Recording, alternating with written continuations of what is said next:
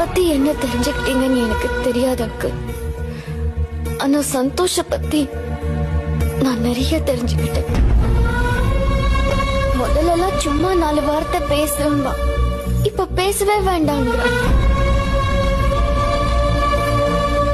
முன்னெல்லாம் என்கிட்ட சந்தோஷமா பேசுறதுக்காகவே போன் பண்ணுவான், இப்ப திட்டுறதுக்காகவே போன் பண்றான். முன்னாடிலாம் என்கிட்ட எது பிடிச்சிருக்குன்னு சொன்னாலும் இப்போ அதையே பிடிக்கலங்கிறான். இப்போ நான் இங்க இருந்து போறது சந்தோஷ் என்ன திட்டுறாங்கிறதுக்காக இல்ல, இதுக்கு முன்னாடி கூட சந்தோஷ் என்ன திட்டுவான்.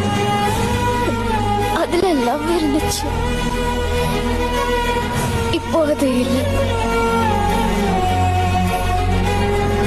கெஸ்ட் மாதிரி வந்த கெஸ்டாவே போயிடுறேன்.